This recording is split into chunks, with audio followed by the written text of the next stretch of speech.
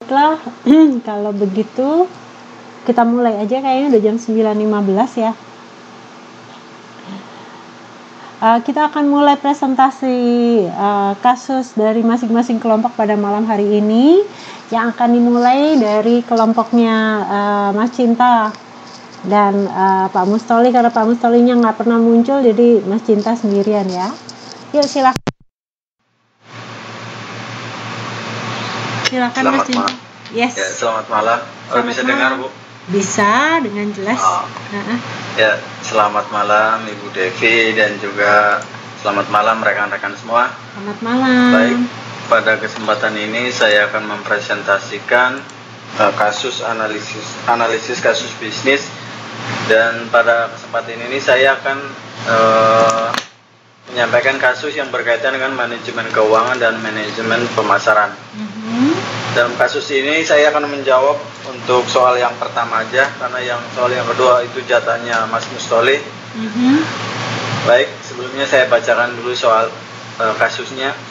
Itu PT Damai Sejahtera. PT Damai Sejahtera merupakan salah satu pemimpin pasar dalam industri pakaian jadi di Indonesia.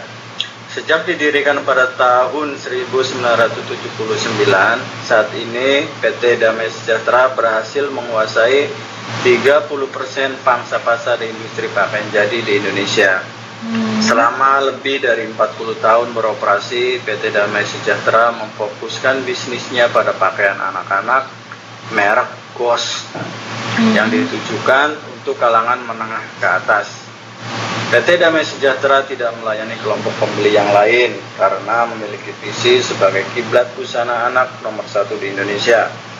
Pihak manajemen menganalisis bahwa anak-anak merupakan kelompok pembeli yang paling menguntungkan, di samping perusahaan tidak memiliki sumber daya yang cukup untuk melakukan lini produksi lainnya. Untuk itu, PT Damai Sejahtera hanya memproduksi pakaian anak-anak saja. Keputusan tersebut juga didasari pada keinginan untuk menjadi pemimpin pasar pakaian anak nomor 1 di Indonesia. Itu dilakukan redesign lini produknya setiap 3 bulan sekali, sehingga pembeli selalu mendapatkan produk dengan model-model baru. Untuk meraih konsumen seluas-luasnya, PT Damai Sejahtera memasarkan produknya melalui beberapa department store yang tersebar di seluruh Indonesia. PT Damai Sejahtera mensuplai langsung produk-produk mereka ke departemen store, dan konsumen dapat membeli melalui departemen store tersebut. Cara ini merupakan cara paling efektif bagi PT Damai Sejahtera karena daur hidup busana anak-anak mengalami pergantian yang sangat cepat, sehingga tidak diperlukan saluran distribusi yang panjang. Ya, next, Bu. Yes. Nah, kemudian ditinjau dari sisi keuangan, PT Damai Sejahtera juga berusaha menerapkan kebijakan keuangan yang efektif dan efisien. Pihak manajemen berusaha untuk menganalisis kondisi-kondisi keuangan perusahaan. Berikut ini laporan keuangan PT Damai Sejahtera per 31 Desember 2019. Kas ini dalam jutaan rupiah. Untuk kas 25 juta, sekuritas 15 juta, piutang 176 juta, persediaan 112 juta. Jadi total aktiva lancarnya 328 juta. Kemudian aktiva tetap brutonya 700 juta. Akumulasi penyusutan gedung dan peralatan 150 juta. Jadi aktiva tetap netonya 550 juta. Jadi totalnya 878 juta. Kemudian dari sisi utang dagang 89 juta, utang vessel 20 juta, utang pajaknya 32 juta, utang bank 120 juta. Jadi total kewajiban lancar 261 juta. Kemudian utang jangka panjangnya 100 juta. Modal sendiri terbagi dalam saham 300 juta, laba ditahan 217 juta, jadi totalnya 878 juta. Kemudian laporan laba ruginya untuk dari tanggal 1 bulan 1 2019 sampai di tanggal 31 bulan 12 2019, ini juga dalam jutaan. Total penjualan 2.200.000.000. Biaya operasi ini tidak termasuk depresiasi dan amortisasi, itu 1.850.000.000. Jadi EBITDA-nya 350. Kemudian depresiasi 50 juta, amortisasi tidak ada. Jadi total depresiasi dan amortisasi 50 juta. Jadi laba operasi atau EBIT jadi 300 juta, kurangi bunga 56 juta, laba sebelum pajak jadinya 244 juta. Pajak 32%, dipotong pajak maksudnya 78 juta. Jadi laba setelah pajak atau earning after tax itu 166 juta. Nah, kemudian yang menjadi pertanyaan, berdasarkan kasus PT Damai Sejahtera di atas, maka analisislah satu, strategi yang ditempuh perusahaan dalam memilih pasar sasaran atau target market dan jelaskan alasannya. Kemudian nomor 2, jenis saluran distribusi yang digunakan PT Damai Sejahtera dari produsen sampai konsumen dan jelaskan jawaban saudara. Kemudian pertanyaan nomor 3, analisislah rasio-rasio keuangan, yaitu debt to equity ratio dan rentabilitas ekonomisnya. Ya, next. Baik, untuk menurut jawaban saya yang nomor 1, strategi yang digunakan oleh PT Damai Sejahtera dalam menentukan segmen pasar yang menjadi targetnya adalah strategi spesialisasi selektif, yaitu kelompok usia anak-anak dan juga kelas ekonomi menengah ke atas yang menjadi target pemasaran produknya. Alasannya adalah ingin menjadi market leader pada segmen tersebut dan juga keterbatasan sumber daya yang dimiliki perusahaan. Oke, berarti kayak niche market ya nih Mas Cinta ya? Ya, jadi ini ada yang disasar itu adalah ceruk yang kecil tapi mempunyai tingkat daya profit beli yang lumayan. Oke, daya beli yang besar. Iya. Ya. Kemudian jawaban nomor 2 yaitu jenis saluran. Nah, untuk memasarkan produk yang dihasilkan perusahaan pada konsumen, PT Damai Sejahtera menggunakan tipe saluran 2, yaitu dari produsen langsung ke pengecer. Jadi tidak melalui agen atau saluran lainnya. Jadi dia salurannya pendek aja dari produsen ke pengecer, nah langsung ke konsumen akhir. Nah, kemudian sedangkan berdasarkan tipe distributor yang dipilih, perusahaan menggunakan tipe distribusi selektif. Artinya perusahaan hanya menjual produk pakaiannya melalui departemen store aja yang hanya ada di kota-kota besar biasanya, dan terbatas jumlahnya. Alasannya adalah untuk efektivitas dan efisiensi pemasaran sesuai targetnya, karena yang menjadi targetnya itu kan adalah kalangan ekonomi menengah ke atas. Jadi kan istilahnya kalau departemen store itu kan adanya biasanya di kota-kota. Jadi kalau jadi yang strategi distribusinya itu selektif, karena hanya departemen store saja, tidak dijual di misalnya toko-toko pakaian biasa. Karena berdasarkan target marketnya, yaitu biasanya ini kan berdasarkan riset pasar, kalau kelompok menengah ke atas itu biasanya kalau shopping itu kan di swalayan atau mall atau department store. Jadi karena ini pakaian ini kan termasuk kelompok barang shopping. Kemudian alasan yang selanjutnya itu karena daur hidup dari pakaian itu termasuk kelompok produk yang daur hidupnya singkat, karena seperti dijelaskan tadi, setiap 3 bulan itu dilakukan redesign agar tidak ketinggalan model dari pesaing-pesaingnya. Ya, itu saja mungkin jawaban dari saya. Untuk nomor 3, ini jatahnya Mas Mustoli. Apa namanya, dibacain aja kali ya. Oh, ya udah. Udah ada kan ya, tinggal baca doang, Mas. Baik. Untuk jawaban nomor 3, yang pertama itu rasio-rasio keuangan. Yang pertama debt to equity ratio tahun 2019. Kalau debt to equity ratio itu kan rumusnya itu apa ya? Oh ya, itu equity total dibagi pendapatan kan? Iya. Ya, jadi itu 100 juta ditambah 261 juta dibagi 500 juta, jadi sama dengan 0,411 atau 41,1%. Artinya perusahaan dibiayai oleh utang sebesar 41,1%, atau kreditur menyediakan 0,411 rupiah pendanaan untuk setiap 1 rupiah yang disediakan oleh pemegang saham. Nah, semakin rendah rasio ini, semakin tinggi tingkat pendanaan perusahaan yang disediakan oleh pemegang saham, dan semakin besar batas pengaman kreditor jika terjadi kerugian. Kemudian yang selanjutnya itu adalah rasio keuangan rentabilitas ekonomi. Yaitu di sini untuk tahun 2019 300 juta dibagi 878 juta, itu total aktif Pak, dikali 100%, hasilnya 34,2%.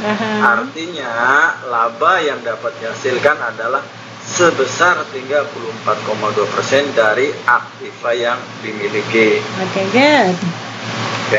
Ya, demikian yang bisa saya sampaikan. Terima kasih Mas Cinta. Good.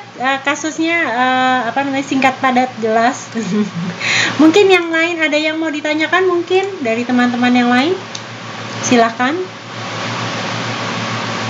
Mungkin ada yang ingin bertanya langsung kepada Mas Cinta.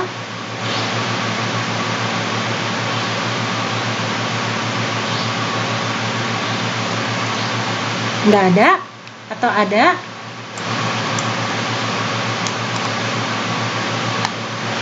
Adakah yang ingin bertanya? Mas Cinta jangan ngancem ya.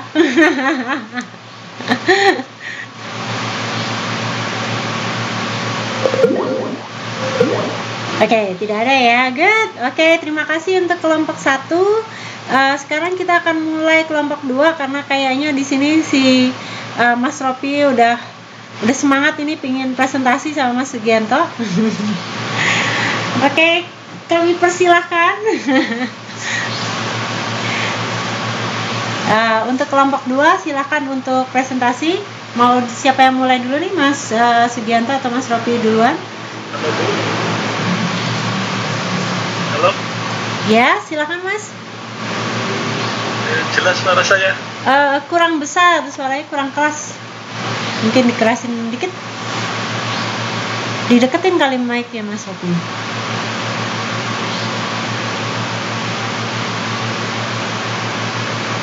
Duh, hilang.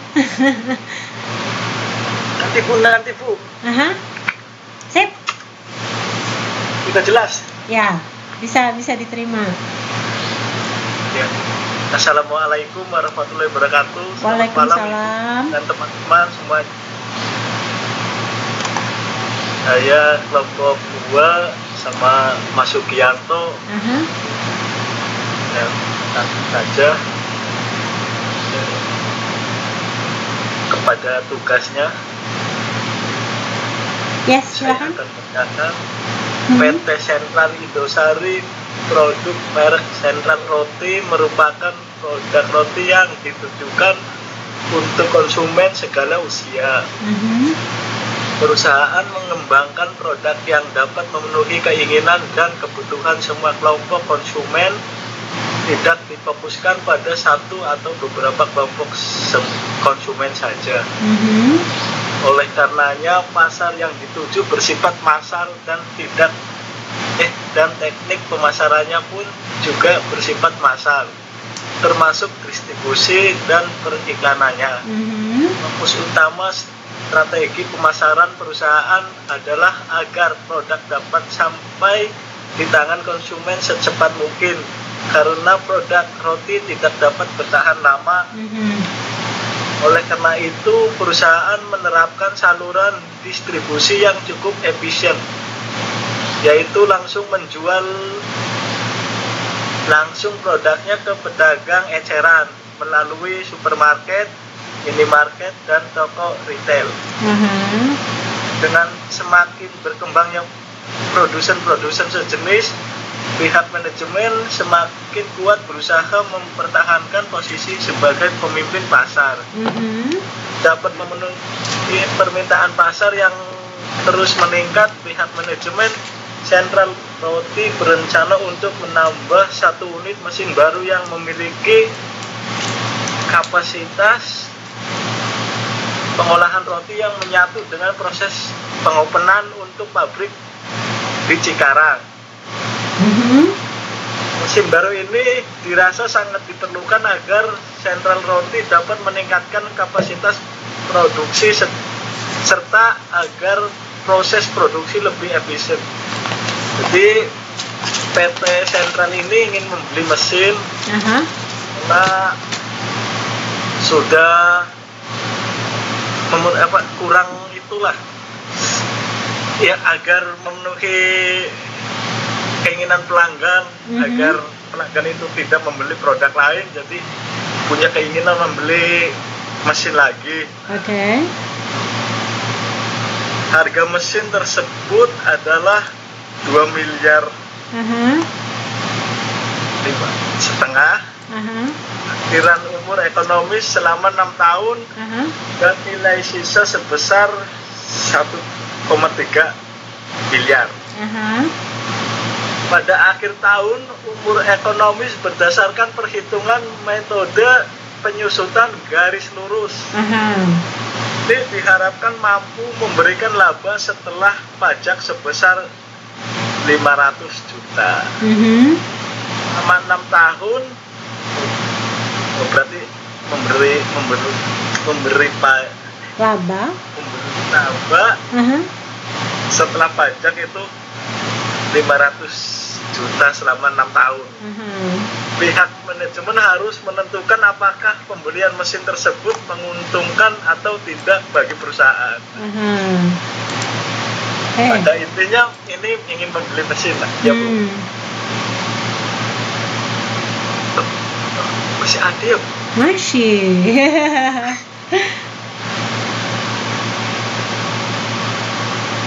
Berkaitan dengan rencana pembelian mesin baru tersebut, pihak manajemen tengah mengevaluasi ketersediaan bahan baku apabila mesin baru tersebut jadi dibeli. Apabila mesin baru berproduksi, maka akan ada penambahan bahan baku karena adanya utama yaitu tepung terigu yang saat ini mampu dipasok dari perusahaan dari dalam negeri. Kebutuhan tepung terigu selama setahun dengan adanya mesin baru adalah sebanyak 108.000 kilogram dengan biaya pemesanan adalah sebesar 300.000 setiap kali pesan. Dan biaya penyimpanan adalah sebesar 200 per kilo. Pertanyaannya ini, apakah mesin baru tersebut sebaiknya dibeli atau tidak dengan menggunakan metode net present value. Tingkat bunga yang relevan adalah 16% per tahun. Nomor 2, tentukan jumlah pembelian bahan baku tepung terigu paling optimal dalam sekali pesan dengan metode economic order quantity. Yang ketiga, tentukan berapa kali pembelian harus dilakukan dalam 1 tahun. Nomor 4, apabila kapasitas gudang untuk tepung terigu adalah sebesar 25.000 kilogram, apakah metode pembelian tersebut dapat dilaksanakan? Oke. Nomor 1, next Bu. Saya ingin jawab nomor 1. Ini 2,5 miliar. Ini kan harga perolehan dikurangi nilai sisa dibagi usia ekonomis. Harga perolehannya tadi itu 2.500.000.000. Nah, nilai sisanya itu 1.300.000.000. Nah, usia ekonomisnya kan 6 tahun. Jadi 2,5 miliar dikurangi 1.300.000.000 dibagi 6, hasilnya itu 200 juta. Ini nyari apa ya? Yang 200 juta ini nyari apa nih, Mas? 200 juta? Nyari apa nih? Ini kan nyari kas masuk, Bu. Oke, good. Terus tadi kan kas masuknya kan setelah laba ya, menghasilkan 500. Nah, ditambah ini 200 juta, totalnya 200 juta. Jutanya ini apa nih, Mas? 200 juta ini apa ya? Yang 500 jutanya itu kan laba. Nah, 200 jutanya ini apa nih? Kan sisa ini, Bu. Usia ekonomis ini. Oke. Terus? Saya tepikan, Bu. Jadi kas masuknya 700 juta. Lanjut ya, Bu. Iya. Itu maksudnya harga mesin per tahunnya itu jadinya 200 juta. Karena kan di situ dibilanginnya kan harga perolehan dikurangi nilai sisa dibagi sisa usia ekonomis. Iya, Bu. Ya. Begitu. Ya. Terus nyari present value dari tahun 1 sampai tahun 6. Ya. Kemudian dibacain satu-satu, Bu. Apa terserah. Terserah Mas Raffi maunya gimana. Ya, langsung aja hasilnya. Itu untuk tahun pertama 700 juta dibagi 1 tambah 0,16 pangkat 1. Ini hasilnya 600 juta ya, Bu. 603 juta 448.275.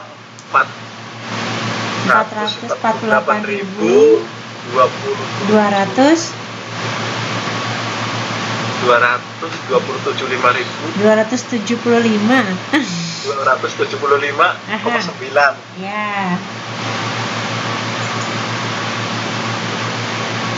Yang tahun kedua 700 dibagi 1 ditambah 0,16 pangkat 2, hasilnya 520 juta 214.030,9. Benar? Iya. Tahun ketiga 700 dibagi 1 tambah 0,16% pangkat 3. Kalau 0,16 nggak usah pakai persen, Mas. Iya, Bu. 0,16 aja. 448 juta 460.371,5. Tahun keempat 700 dibagi 1 ditambah 0,16 pangkat 4, hasilnya 386.668,5.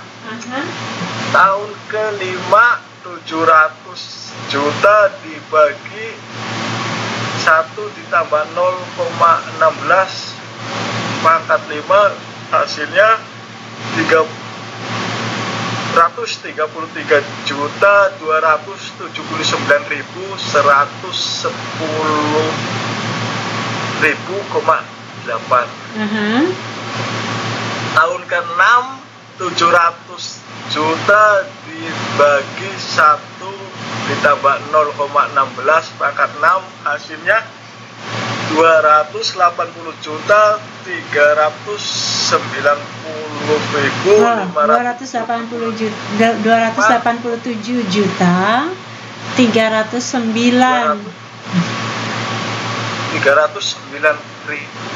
ribu 578 rupiah, 3. Nah, setelah dijumlah ini dari tahun pertama sampai ke-6 hasilnya palsu 2.315.136 rupiah.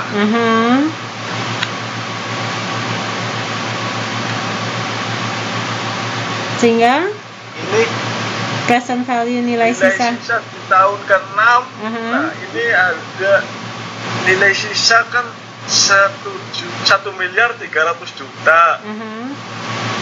Nah, dibagi tahun ke-6-nya itu 1 ditambah 0,16 pangkat 6 ini pada tahun ke-6 hasilnya 533 juta 534.931 rupiah, 1. Sehingga net present value-nya dan hasilnya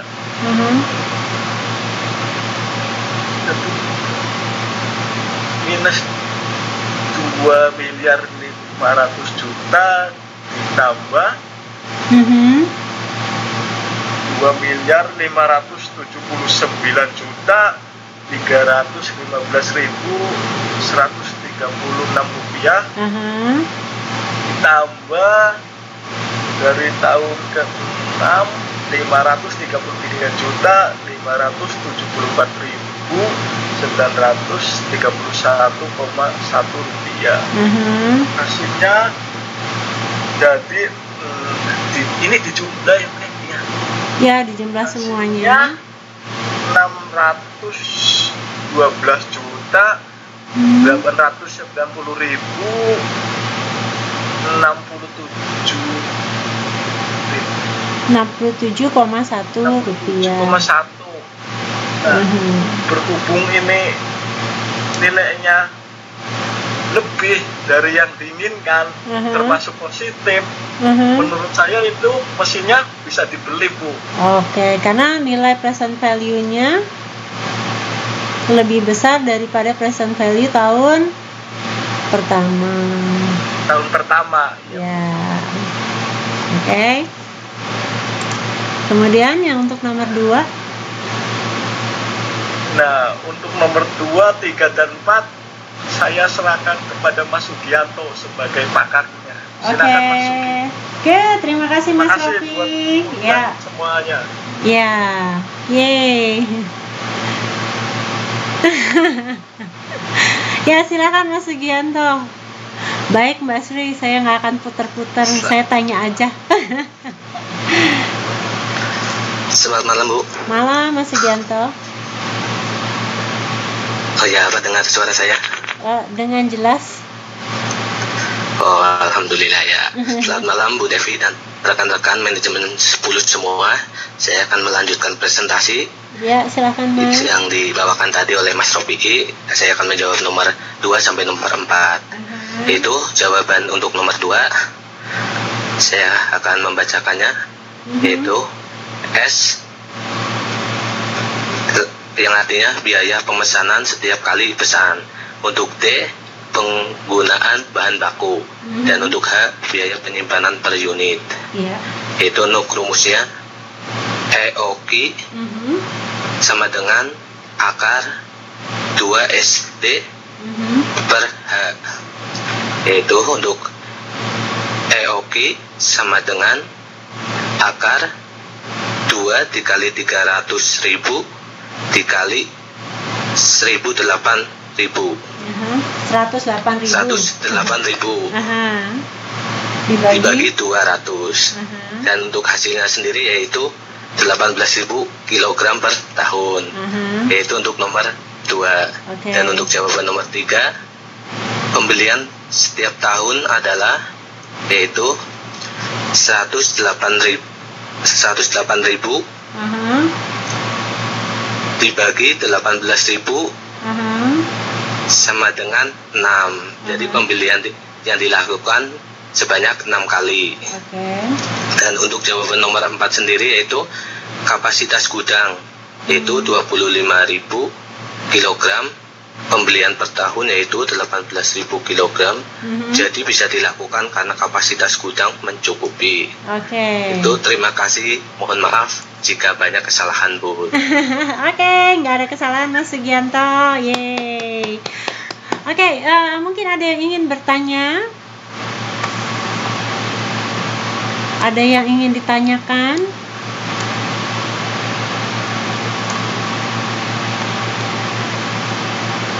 Nggak ada? Ada atau tidak ada ini? Yes, Mas Cinta.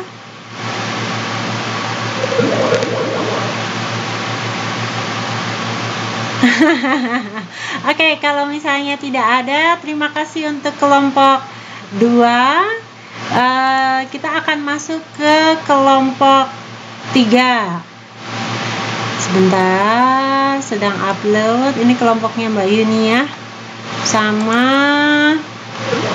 Mbak Endang. Sabar, masih mikir ini komputernya.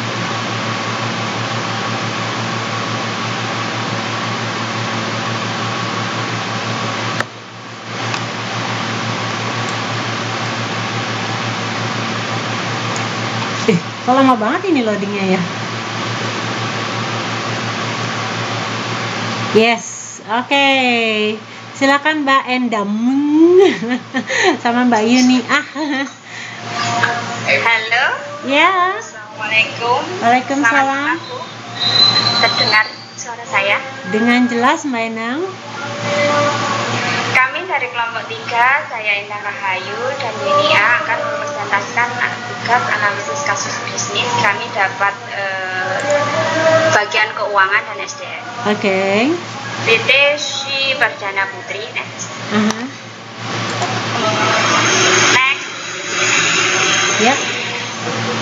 Tentang PT Sri Perdana Putri adalah sebuah perusahaan pembuatan jus buah jeruk dalam kemasan. Pabrik berada di Jawa Barat dan Jawa Timur. PT Sri menggunakan jeruk manis dengan tingkatan A untuk pasar ekspor, tingkatan AB untuk supermarket, dan C untuk pasar tradisional. Seluruh produk diproduksi dengan menggunakan teknologi terbaik dan modern. Next.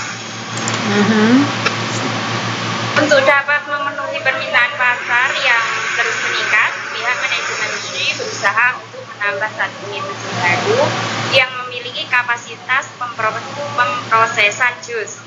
Pihak manajemen telah mempersiapkan pembelian mesin baru dengan 2 pilihan investasi. Mesin yang digunakan yaitu mesin merek Nagasaki buatan Jepang dan merek Sei buatan Cina. Harga mesin Nagasaki itu 6M dan merek Sei 5M. Pembelian mesin ini diharapkan mampu menghasilkan kas bersih bagi perusahaan sebesar 1N 600 juta per tahun untuk merek Nagasaki dan 1M 500 juta per tahun untuk merek Sei. Next. Untuk mendukung operasi mesin baru, perusahaan memerlukan tenaga kerja yang memiliki keterampilan khusus terhadap pengoperasian mesin. Permasalahan yang harus dipecahkan berikutnya adalah pertimbangan metode rekrutmen yang paling sesuai bagi perusahaan. Menurut manajer HRD, akan lebih menguntungkan bagi perusahaan bila mencari orang-orang lama yang berkompetensi baik untuk menempati jabatan supervisor pada lini mesin yang baru. Apabila menggunakan orang-orang baru, maka akan memakan waktu dan biaya yang tidak sedikit. Orang-orang lama terbukti mempunyai loyalitas yang tinggi yang telah mendukung perusahaan selama ini sehingga mereka layak untuk mendapat posisi yang lebih baik. Orang-orang lama ini dianalisis dan dievaluasi untuk menilai kemampuan mereka menempati posisi baru. Next. Untuk penempatan posisi tersebut, perusahaan akan menilai karyawan sudah ada di pabrik Jawa Barat untuk menempati posisi group leader suatu leader, yaitu group leader. Ketutupan Bu, nggak bisa di satu posisi di bawah supervisor untuk dipilih sebagai supervisor lini mesin baru. Seleksi awal yang akan dilakukan adalah menilai komitmen, kedisiplinan, dan masa kerja karyawan. Dalam pemberian upah tenaga supervisor yang baru tersebut, perusahaan akan mengutamakan pada keadilan pengupahan dengan melihat struktur upah saat ini di dalam perusahaan. Untuk mengangkat seorang group leader menjadi supervisor, tingkat upah yang akan diberikan akan disesuaikan dengan tingkat upah supervisor yang lebih tinggi daripada group leader. Next, nggak kelihatan. Tentukan merek mesin baru yang sebaiknya dibeli PT Sri Perdana Putri untuk pemrosesan jus kemasan dengan menggunakan pertimbangan PP atau payback period masing-masing mesin. Payback period masing-masing mesin adalah untuk payback period mesin Nagasaki yaitu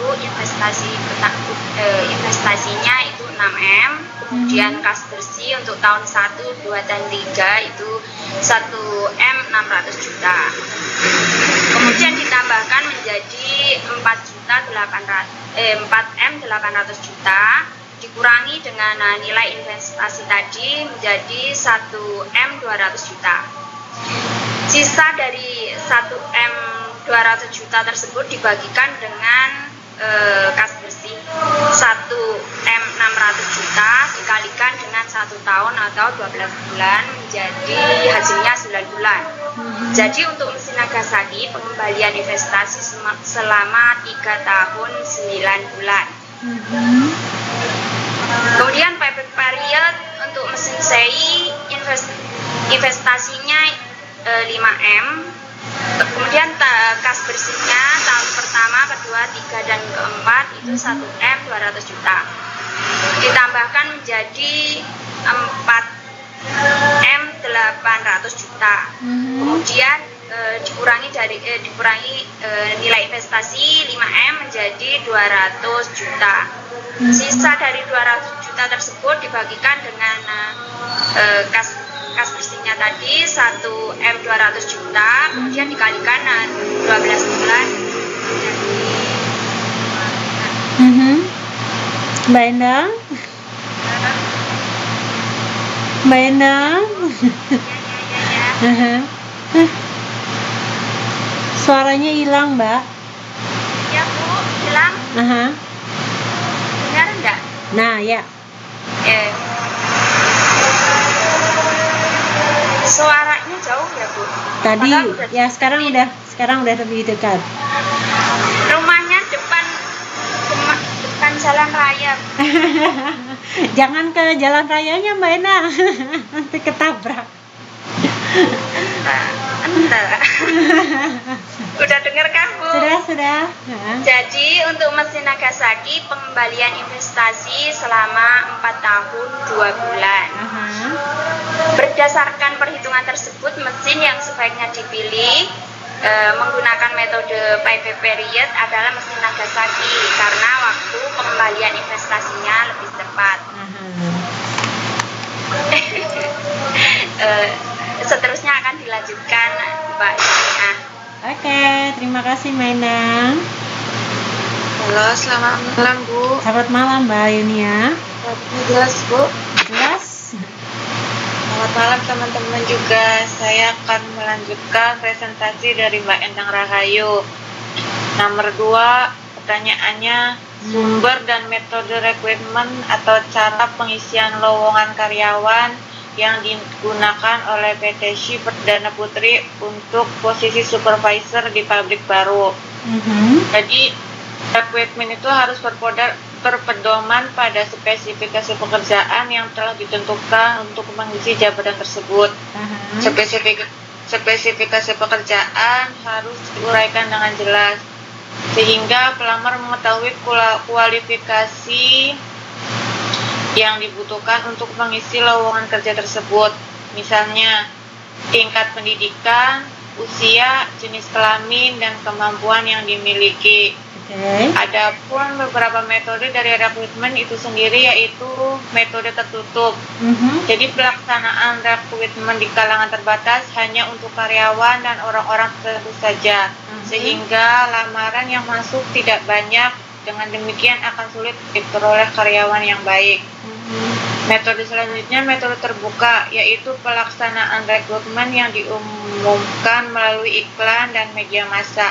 Hal ini dilakukan untuk mendapatkan banyak lamaran, sehingga kesempatan memperoleh karyawan yang baik dan andal menjadi lebih besar.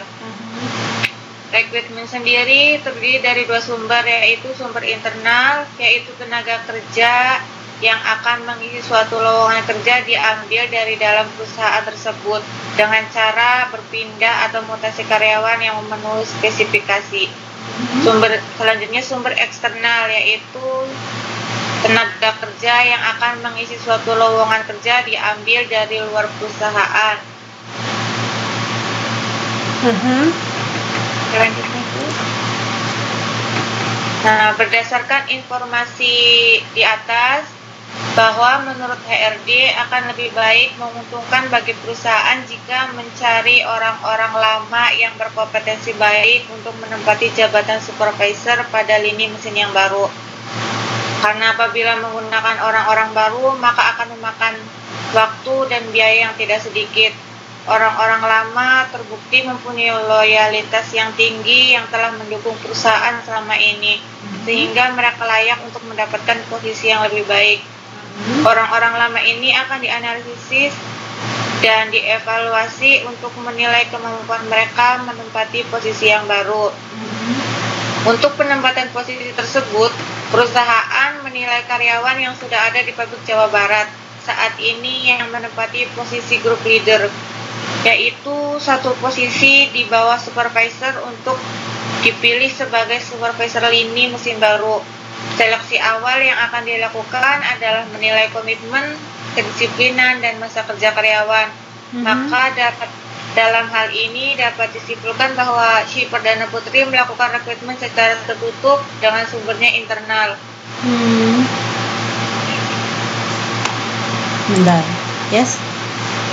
Selanjutnya, jenis keadilan pengupahan yang diterapkan perusahaan untuk supervisor lini mesin dan rajut.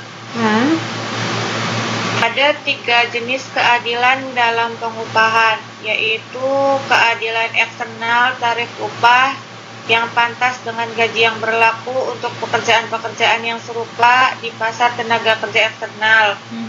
Keadilan yang keduanya keadilan internal tingkat gaji yang pantas atau patut dengan nilai pekerjaan internal bagi perusahaan.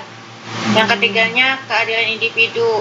Individu bekerja merasa bahwa dia diperlakukan secara wajar dibandingkan dengan rekan kerjanya. Nah, berdasarkan informasi PT Shi terkait sistem pengupahan untuk supervisor lini mesin tersebut, disebutkan bahwa Dalam pemberian upah tenaga supervisor yang baru tersebut, perusahaan akan mengutamakan pada keadilan pengupahan dengan melihat struktur upah saat ini di dalam perusahaan. Untuk mengangkat seorang group leader menjadi supervisor, tingkat upah yang akan diberikan akan disesuaikan dengan tingkat upah supervisor yang tinggi daripada group leader. Maka dapat disimpulkan jenis keadilan yang diterapkan oleh PT SHI adalah keadilan internal, yaitu dengan membandingkan struktur gaji dalam perusahaan antara jabatan dengan jabatan lainnya secara vertikal. Oke. Sekian presentasi saya, Bu. Yeay. Ya, terima kasih Mbak Endang sama Mbak Yunia. Mungkin dari teman-teman ada yang mau ditanyakan?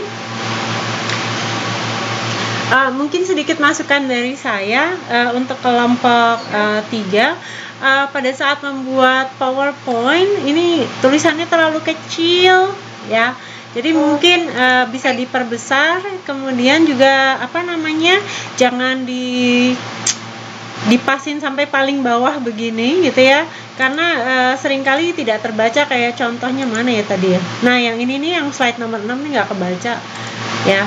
Jadi mungkin untuk next time kalau nanti Anda harus melakukan presentasi, mungkin akan lebih baik kalau dalam satu slide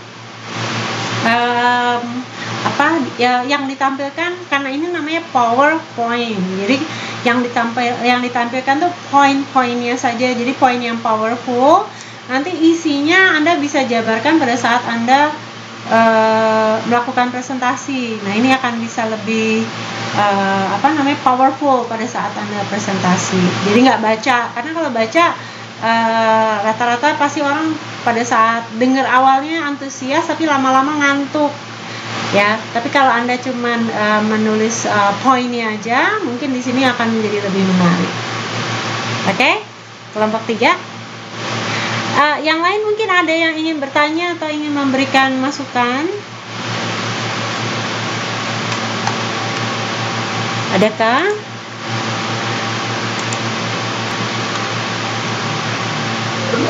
Oke, good. Kalau tidak ada, kita akan masuk ke kelompok 4.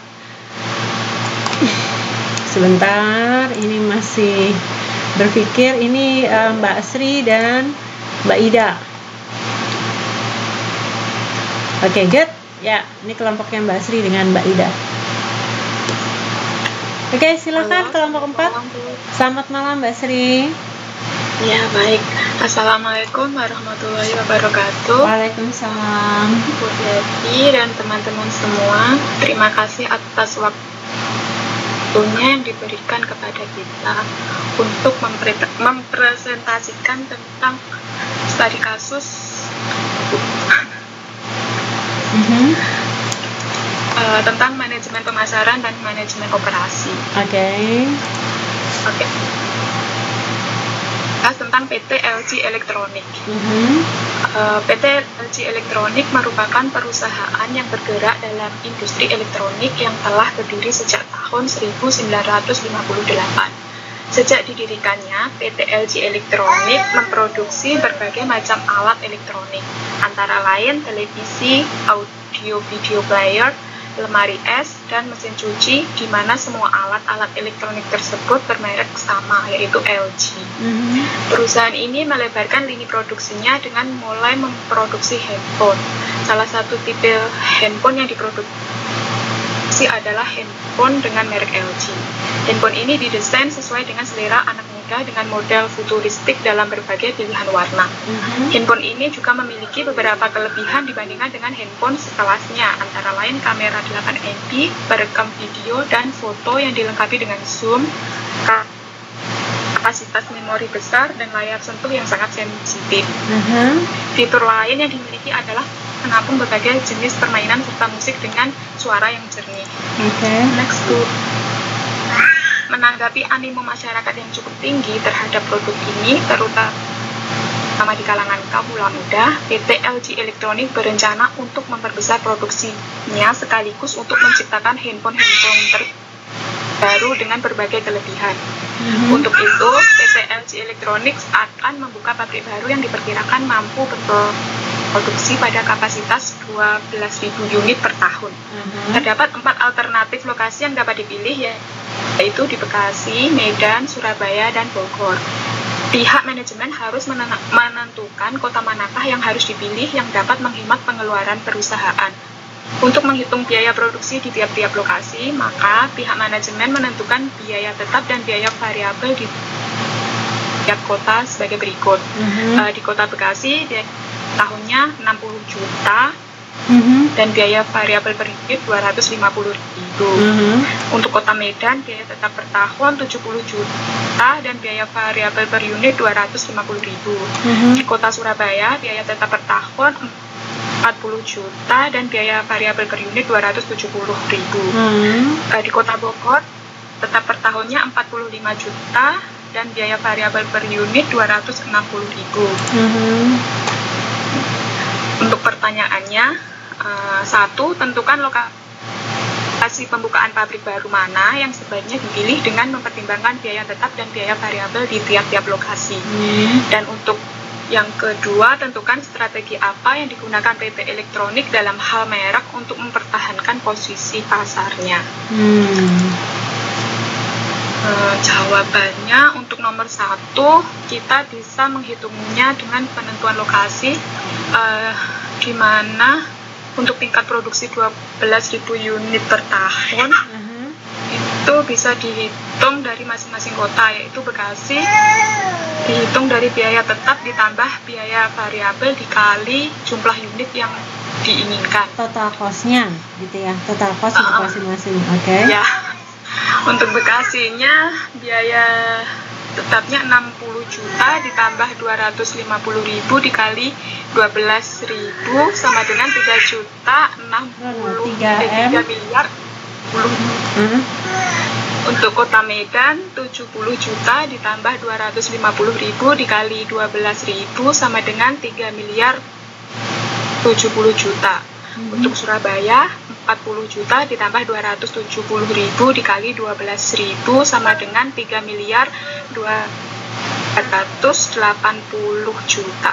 Untuk Kota Bogor 45 juta ditambah 260.000 dikali 12.000 sama dengan 3 miliar 100 juta 65.000. 165 juta. Dari perhitungan di atas, maka PT LG Elektronik akan lebih berhemat jika memilih Kota Bekasi karena biaya produksinya paling murah, yaitu 3 miliar 60 juta. Oke, good. Dan untuk nomor 2 akan dijawab oleh Mbak Ida. Mbak Ida, silahkan naik. Terima kasih, Bu. Terima kasih, Mbak Sri. Salam untuk adik bayinya. Kayaknya mau ikut presentasi.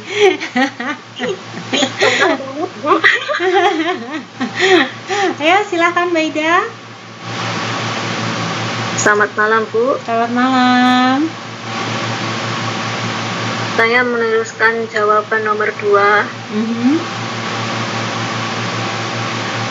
Yaitu PT Elektronik menggunakan strategi family brand merek serumpun karena dalam wacana tersebut dijelaskan bahwa PT LG Elektronik memproduksi berbagai jenis barang-barang elektronik seperti TV, kulkas, AC, dan sebagainya dengan merek yang sama yaitu LG. Bahkan perusahaan juga mengeluarkan produk baru yaitu handphone, dan handphone tersebut juga bermerek LG. Oke. Demikian dari kami, Bu. Oke, good. Terima kasih Mbak Ida. Nah, mungkin pertanyaan saya, apakah strategi LG untuk memilih merek yang sama ini untuk produk yang walaupun sama-sama elektronik, ya? Tetapi ini yang satu elektronik, bentuknya TV, kulkas, AC, yang satu lagi handphone, tapi tetap menggunakan merek yang sama, apakah sudah tepat atau belum? Ini kan yang ditanyakan apa strateginya apa gitu ya. Tapi apakah yang sudah diterapkan ini sudah tepat atau belum menurut kelompok 4 ya? kelompoknya Mbak Sri sama Mbak Ida. Apakah sudah tepat atau belum? Kalau sudah, kenapa? Kalau belum, kenapa? Halo Bu. Yes, silakan Mbak. Menurut PT Elektronik ya sudah tepat Bu. Menurut kelompok Anda nih Mbak Sri sama Mbak Ida. Oh iya. Ya pastilah kalau misalnya nggak tepat, maksud mereka mau menerapkan. Tapi menurut Mbak Sri sama Mbak Ida, ini sudah tepat atau belum? Kalau sudah, kenapa? Kalau belum, kenapa? Sudah tepat mungkin Bu ya, karena PT Elektronik itu ingin mempunyai produk brand tersendiri dengan nama mereka sendiri gitu loh. Nah, iya pastilah kalau tiap itu pasti pingin. Tapi maksudnya ini kan semuanya mereknya LG nih yang dipakai, mau TV, kulkas, AC, bahkan handphone pun mereka pakai namanya LG. Nah, menurut kelompoknya Mbak Sri sama Mbak Ida udah tepat atau belum? Kalau sudah, kenapa? Ya, kenapa? Kenapa? Ya. Mbak Ida mungkin Bu. Hah? Mbak Ida. Ya, silakan Mbak Ida.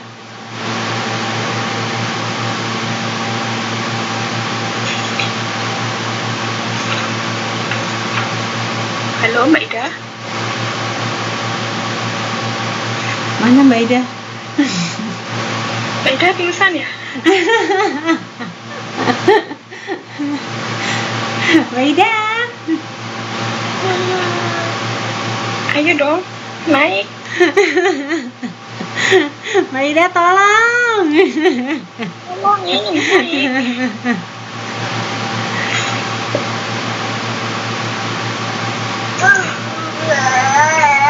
Loh, sama adiknya yang jawab. Dijawab sama adiknya. Diwakilkan. Oh, Mbak Ida lagi bikin kopi mungkin.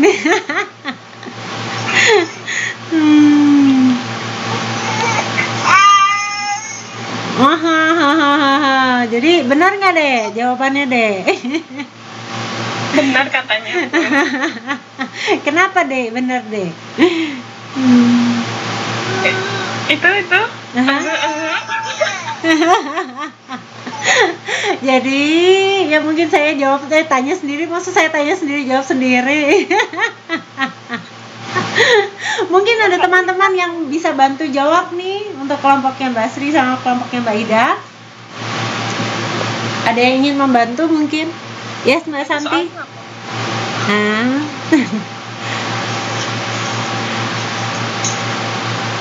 Oke, agar mudah dikenal. Kenapa kok agar mudah dikenal?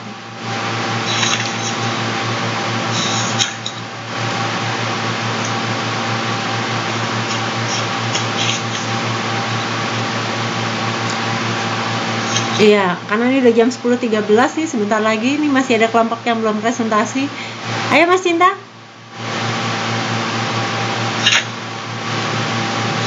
Sambil ngomong juga nggak apa-apa Mas Cinta, daripada ngetik kelamaan. Ya, yes. Kalau menurut saya untuk merek-merek elektronik lainnya itu nggak masalah, tapi untuk HP itu terlalu beresiko.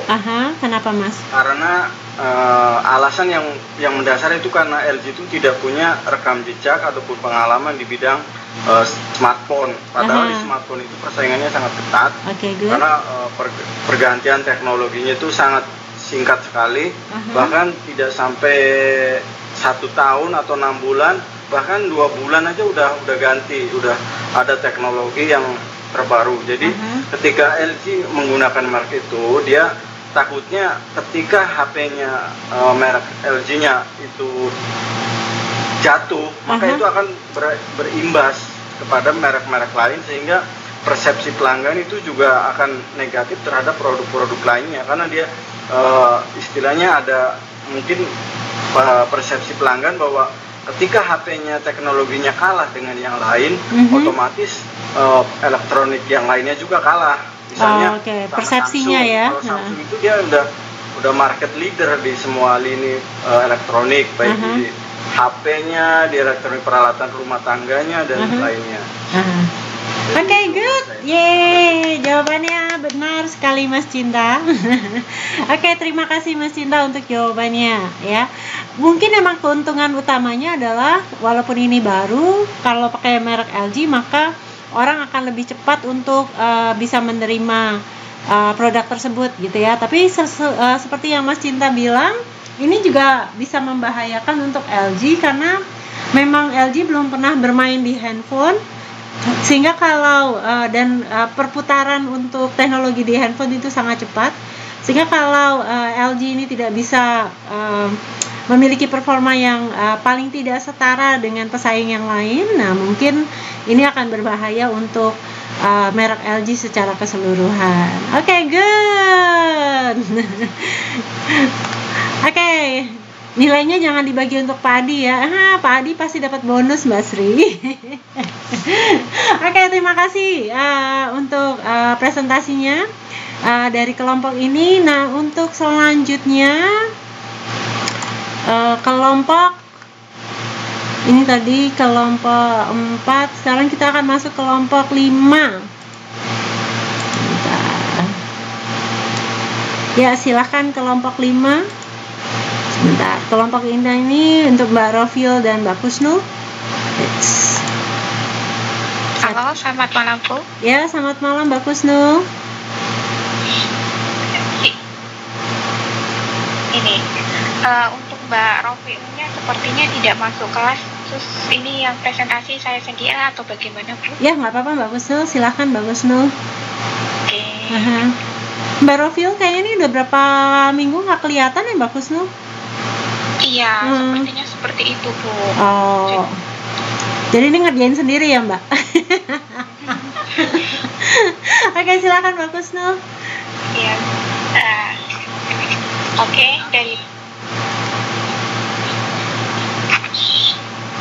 dari kelompok 5. Iya, saya akan mulai presentasi ya. Selamat malam teman-teman semuanya. Malam. Nah, dari presentasi ini yaitu saya ambil dari perusahaan Dinda Coffee ya. Dinda Coffee ini mempunyai sebuah kopi yaitu di Kota Malang ya, kafe di Kota Malang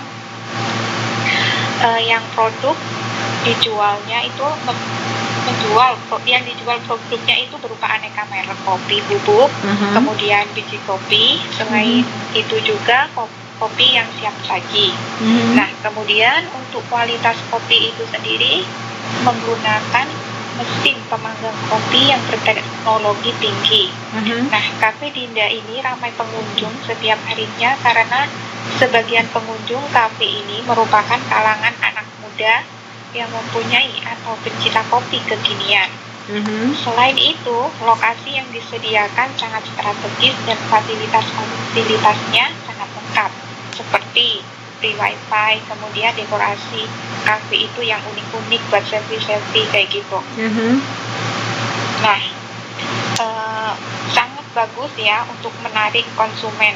Kemudian tidak heran kalau banyak anak muda yang datang untuk mengobrol sambil menikmati secangkir kopi.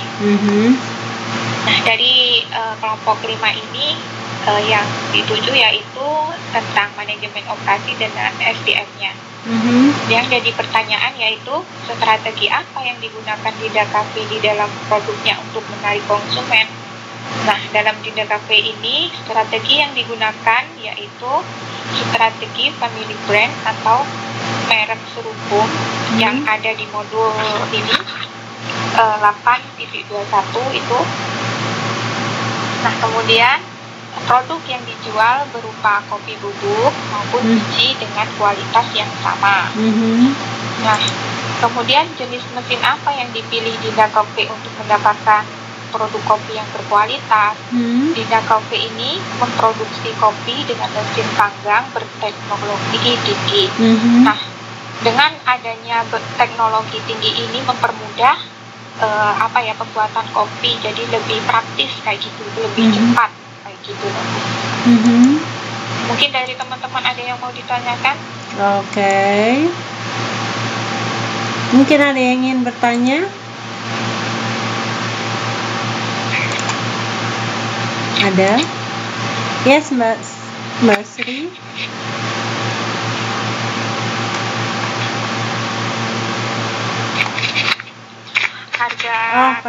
Harga kopinya sih standar buat anak muda ya, biasanya mintanya yang murah ya.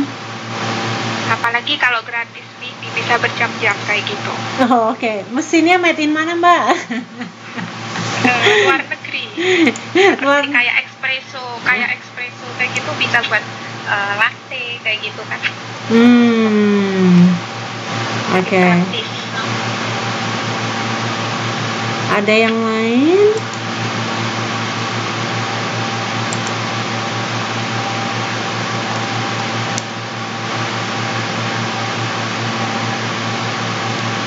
Yes, Mas Sugianto. Ini temennya baik banget ini. Kelebihannya apa, Mbak? Mungkin kelebihan dari kopinya ini dari kopi yang diambil ini dari kopi biji tanaman sendiri, jadi lebih mudah, lebih apa ya, lebih pilihannya itu lebih bagus kayak gitu.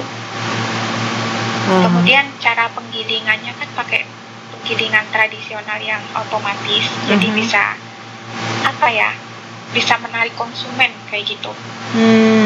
Tapi kalau mesin gilingnya otomatis sama bisa kelihatan ya, Mbak? Ada seperti yang ada di Taiwan itu ada kopi kama kayak gitu loh.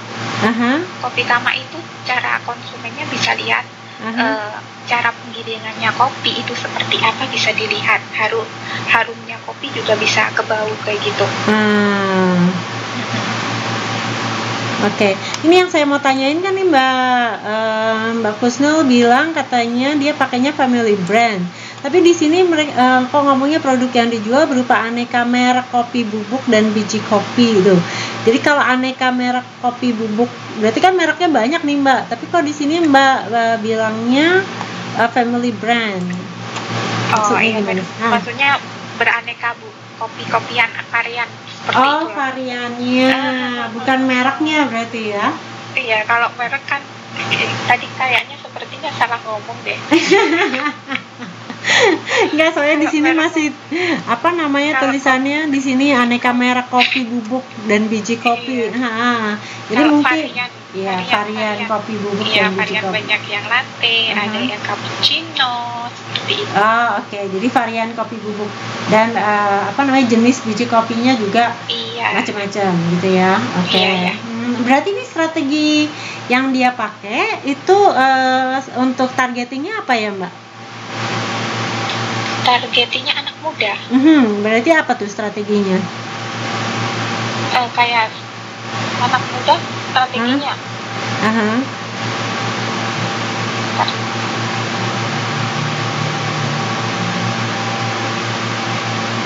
Segmentasi.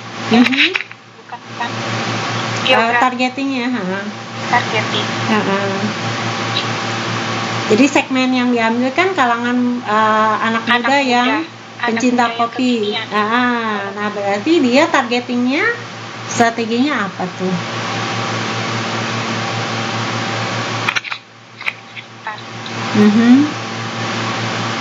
Differentiated, undifferentiated, concentrated, individual.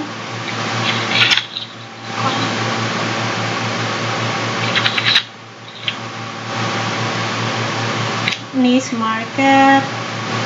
Campus market. Campus market. Oke, good. Jadi dia yang diambil yang concentrated atau yang niche market.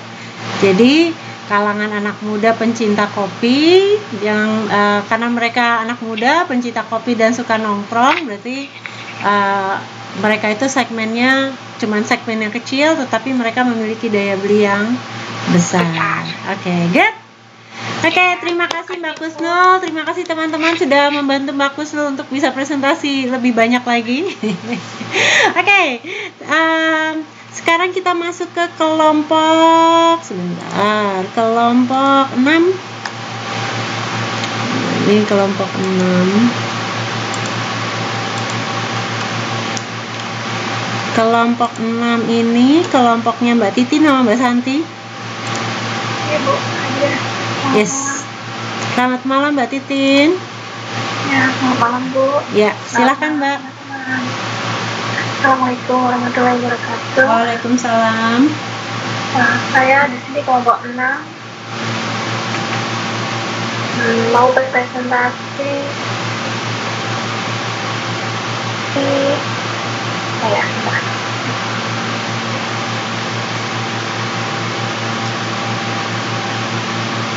Halo Mbak Titin. Ya, Oh. Bu. Representasi manajemen operasional CP Rempeyek Katangguri. Jadi latar belakangnya, rempeyek adalah jenis makanan tradisional yang berasal dari Indonesia. Jenis makanan ini sangat disukai oleh orang Indonesia, khususnya kota Purwokerto. Rempeyek merupakan keripik goreng yang terbuat dari adonan tepung dan taburan kacang tanah. Untuk mendapatkan produk rempeyek ini memerlukan langkah-langkah tertentu dan gabungan sumber daya produksi meliputi manusia, bahan baku, modal, dan metode produksi.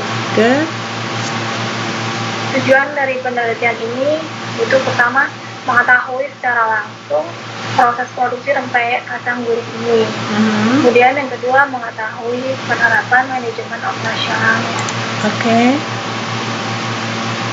Sejarah perusahaan CP Rempeyek Kacang Gurih ini adalah salah satu usaha kecil menengah yang terletak di kota Purwokerto. Usaha keluarga ini dimulai dengan modal sangat minim sejak tahun 1999. Karena mampu mempertahankan mutu dan standar, nilai jual rempeyek kacang gurih ini akhirnya CP ini bisa menjadi salah satu produsen rempeyek massal kelas menengah ke bawah di kota Purwokerto. Lokasi perusahaan. Lokasi CP Rempeyek Kacang Gurih ini berada di Jalan Jenderal Sudirman, nomor 68 Purwokerto Timur. Usaha tersebut berdampingan dengan kediaman pemiliknya. Berawal dari produksi rumahan hingga menjadi pabrik dengan kapasitas produksi 1.500 bungkus atau 15.000 keping rempeyek setiap harinya. Sumber daya dari bahan baku di sini tersedia tepung beras, tepung terigu, tepung sagu, kacang tanah, bawang putih, telur, kencur, ketumbar, dan daun jeruk. Lalu dari perawatannya kita ada kuali besi, ada sutil, baskom, blender, ayakan atau saringan, kayu, ada karet buat ikat nanti plastik itu, pisau, ring rempeyek, ada sampah, plastik, dan tabung. Nah, di sini ada contoh gambar dari rempeyek kacang gurih. Presentasi kedua akan dilanjutkan oleh Mbak Santi, Bu. Oke, silakan Mbak Santi. Terima kasih. Terima kasih Mbak Titin. Nah, Bu.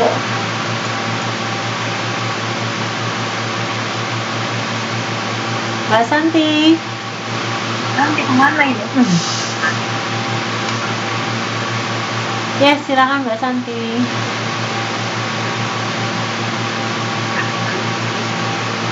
Mbak Santi. Saya akan mencoba melanjutkan presentasi. Lebih keras lagi Mbak Santi.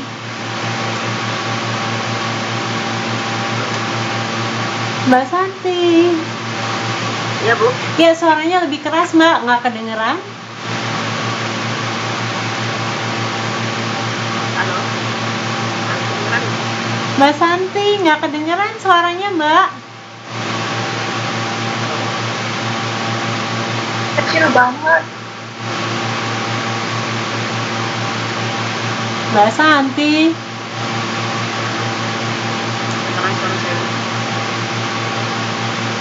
Halo.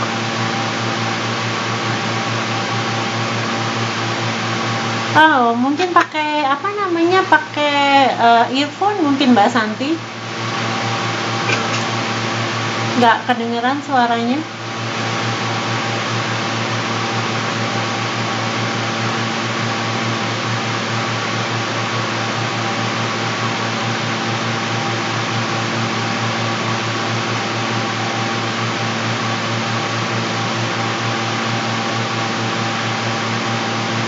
Mbak Santi.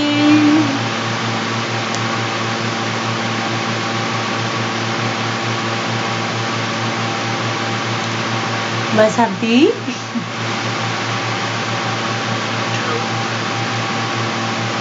Mbak Santi. Suara saya kedengaran, Bu? Lebih keras lagi, Mbak.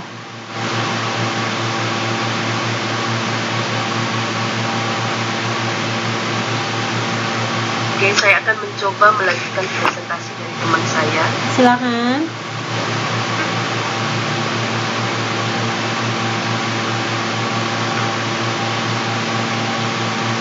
Loh, hilang lagi Mbak Santi. Halo, Bu. Kedengaran suara saya, Bu? Iya. Jangan hilang lagi, Mbak. Di sini aja, Mbak. Tapi maaf, Bu, sedikit berisik soalnya. Maaf, Bu, untuk gambar bisa di next, Bu. Perancangan produk dan jasa. Sektor rempeyek CP Rempeyek Kacang Gurih atau UKM merancang produk sekunder yang diminati masyarakat luas.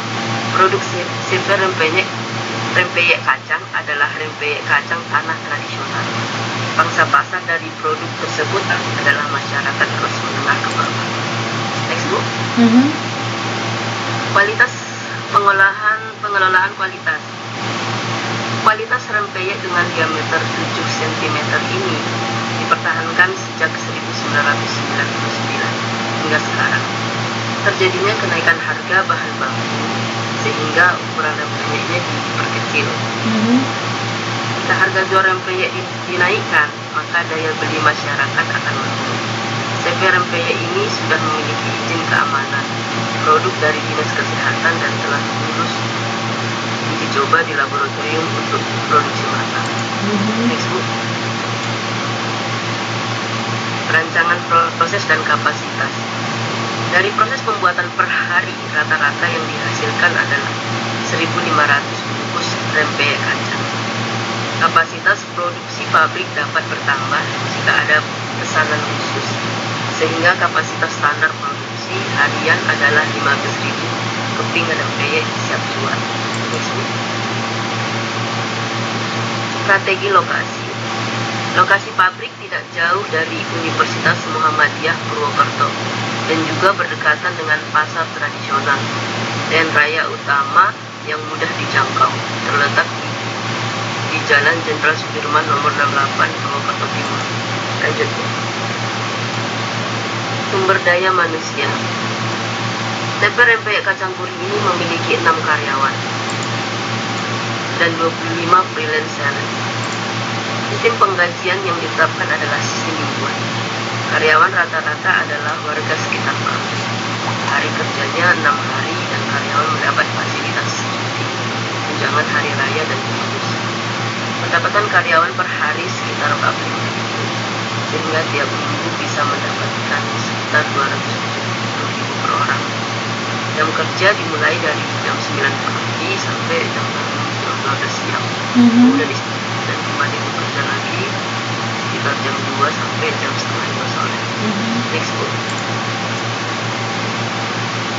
Kegiatan operasionalnya masih cukup sederhana. Peralatan yang digunakan sangat tradisional. Sistem pemasarannya langsung oleh sales keliling ke grosir-grosir sehingga mudah dijangkau oleh masyarakat. Sekian dan terima kasih. Maaf agak terburu-buru. Oke, good. Terima kasih Mbak Santi. Oke, mungkin ada yang ingin bertanya untuk kasusnya PT Rempeyek ini? Yang bertanya kasih 100 rupiah. Apa Mbak? Sorry? Siapa yang bertanya dikasih 100 rupiah, Bu? Iya. Oke, silakan. Ada yang mungkin ingin bertanya? Mbak Titin dan Mbak Santi? Nggak ada ya? Hei. Yes, Mas Sugianto, ada yang ingin ditanyakan? Waduh, Mas Sugi. Tanya dia. Jangan ngambil. Rogok juga. Enggak sama rempeyek. Tenang Mas Sugi, katanya Mbak Santi dikasih 100 NT. Siap dibayar utang.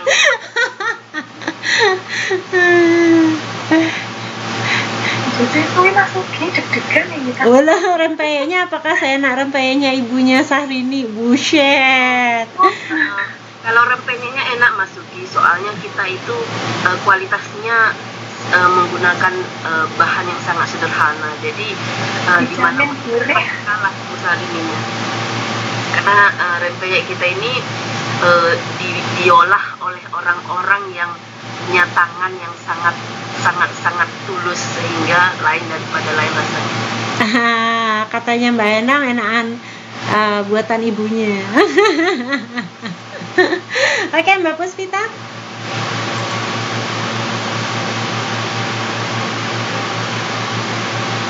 Mbak Nia.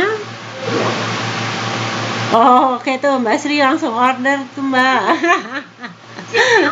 Berapa Mbak Sri? Kita pre-ongkir se-Taiwan.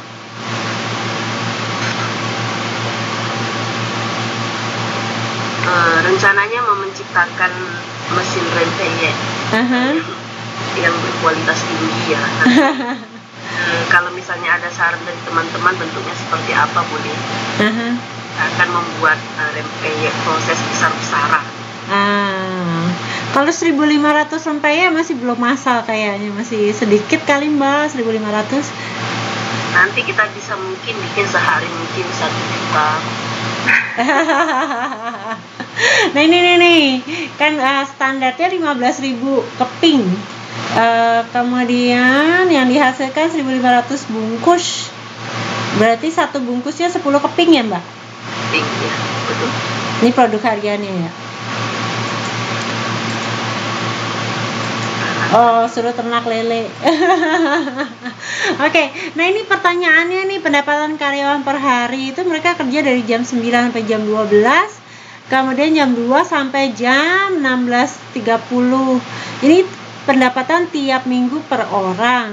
Berarti kalau tiap minggu 270.000 dikali 4 minggu lah ya, itu kira-kira sekitar 1 juta.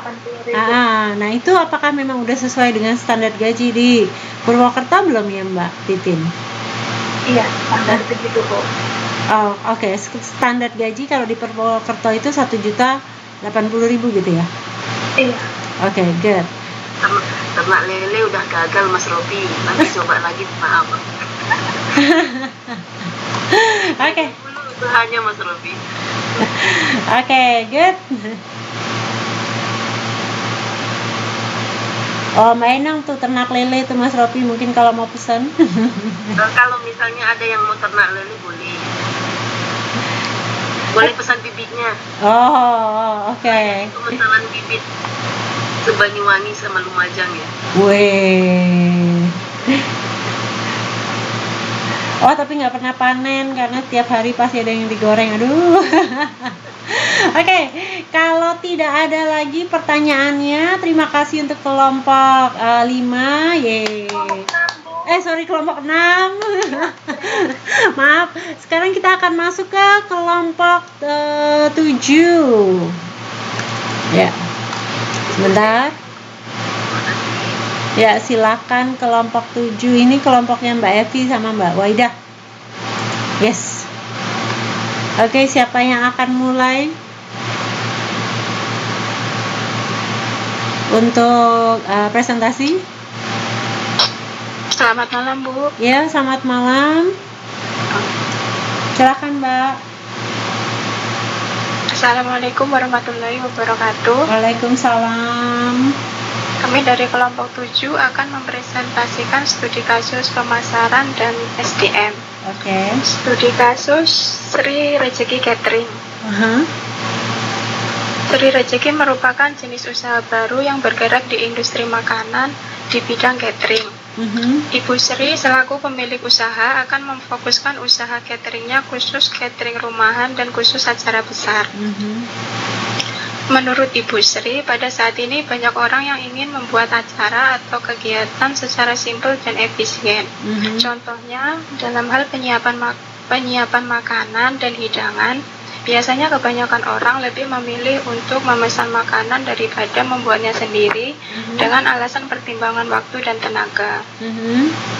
Pada umumnya, dalam memulai usaha di bidang apapun, harus mengetahui peluang pasar dan menggait order agar usaha yang dijalankan berhasil dan sukses. Ibu Sri sangat berharap usahanya cepat dikenal banyak konsumen dan menghasilkan keuntungan. Dalam berbisnis ataupun melakukan usaha pasti memerlukan karyawan.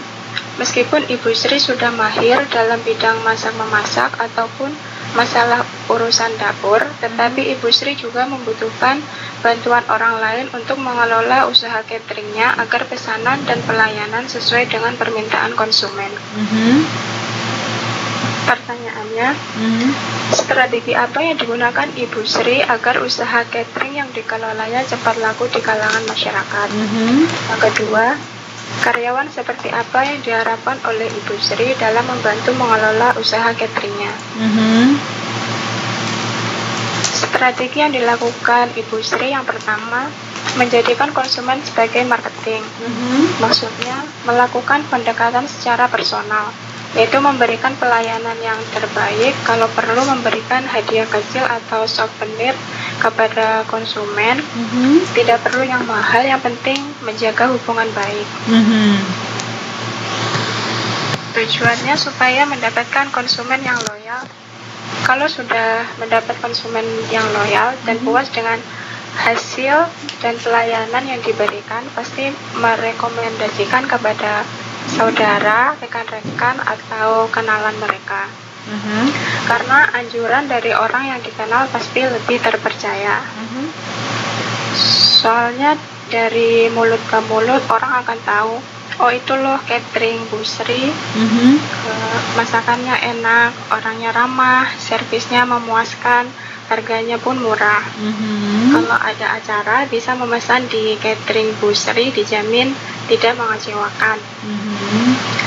Strategi yang kedua yaitu rajin menawarkan pada komunitas wanita.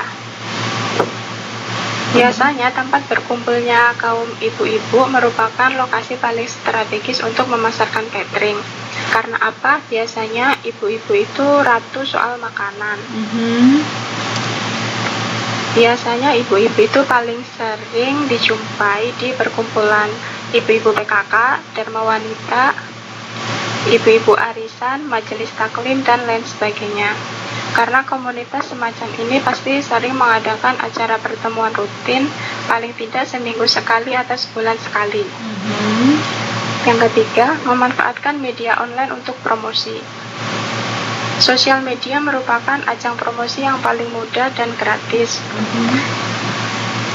Caranya pun juga mudah, misalnya membuat grup atau halaman fanpage di sosial media seperti di Facebook, Instagram, Line, dan lain sebagainya dengan cara mengunggah foto-foto hasil masakan dengan menambahkan caption atau tulisan nama, alamat, dan nomor telepon. Bisa juga menambahkan resep masakan singkat untuk menarik perhatian pembaca. Tidak perlu takut rahasia resep dicuri orang karena biasanya beda tangan, beda rasa. Yang keempat, menjalin kerjasama dengan event organizer. Paket lengkap pernikahan itu biasanya memerlukan catering atau prasmanan. Jika usaha catering Bu Sri ini bisa bekerja sama dengan acara-acara besar seperti ini, pasti akan mendapatkan order yang lumayan banyak. Meskipun nilai profitnya lebih kecil, tetapi ordernya berkelanjutan sehingga bagus untuk pemasaran jangka panjang. Dari semua strategi yang dipakai, yang paling terpenting dalam usaha catering adalah rasa masakan. Karena cita rasa adalah kunci utama sukses dalam usaha kuliner. Untuk pertanyaan kedua akan dilanjutkan oleh Mbak Waida. Oke, terima kasih Mbak Evi. Silakan Mbak Waida.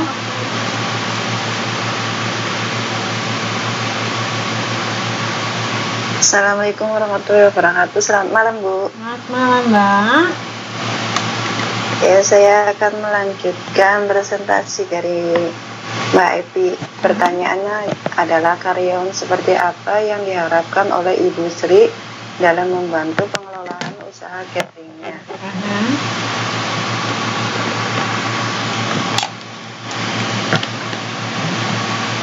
Yes, Mbak Waida.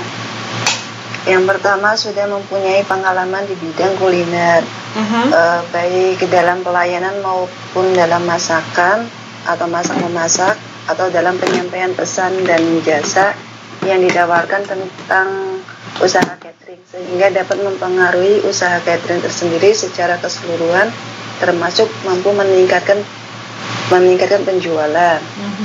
Yang kedua, terampil dan pintar memasak. Jadi yang punya keahlian masak yang dicari, atau setidaknya pengalaman dalam memasak, atau yang sudah terlatih gitu, Bu. Yang ketiga, sanggup mengirim pesanan. Jadi mampu mengirim pesanan konsumen sampai ke tempat dengan baik ataupun dengan amanah. Yang keempat, dapat mengelola keuangan dengan baik. Jadi Ibu Sri butuh pendamping atau butuh bantuan karyawan yang bisa membantu keuangannya. Yang kelima, memiliki hubungan yang baik dengan banyak supplier. Jadi saat terjadi kontak antara karyawan dan konsumen, yang diperlukan adalah attitude sangat penting, seperti penampilan karyawan, suara dalam bicaranya karyawan, atau ekspresi wajah atau tutur katanya karyawan. Dan terakhir adalah punya keahlian dalam mempromosikan makanan. Terima kasih, Bu. Oke, good. Terima kasih Mbak Waida, Mbak Evi untuk presentasinya. Mungkin ada yang mau ditanyakan? Ada yang ingin bertanya? Yes, Mbak Sri. Langsung ngomong juga boleh, Mbak Sri.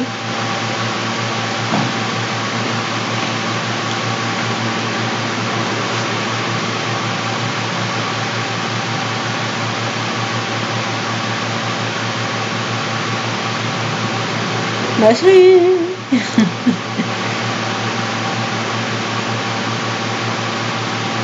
Kalau misalnya pesan keluar kota bisa atau enggak? Oke, ini pertanyaan dari Mbak Kusno.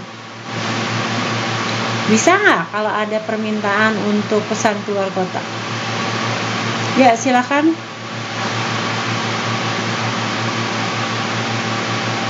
Halo, Bu. Yes, silakan Mbak Evi. Mungkin kalau pesannya itu sepaket sama acara pernikahan itu mungkin bisa, Bu. Tapi kalau acaranya kecil itu mungkin kalau Mbak Kusnul bisa bayar lebih ya boleh. Oke, berarti tambah biaya transport gitu ya? Iya. Oke, good. Ini pertanyaannya Mbak Sri. Bahwa Ibu Sri akan merekrut karyawan. Pertanyaannya, metode perekrutan karyawan yang digunakan Ibu Sri itu bagaimana? Ini kan kriteria ya.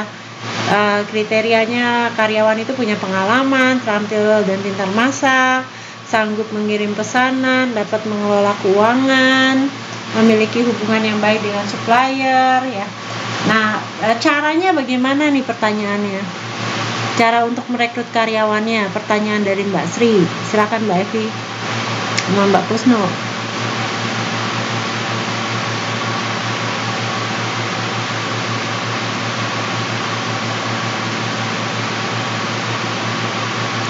Metode perekrutan karyawannya gimana yang akan digunakan?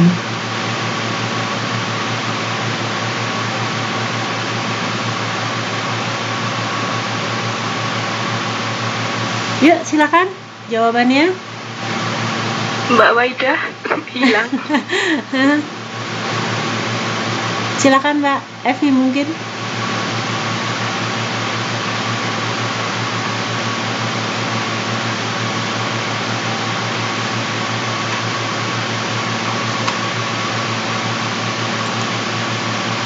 Oh sorry, Mbak Evi sama Mbak Waidah ya. Mbak Waidah ngopi juga.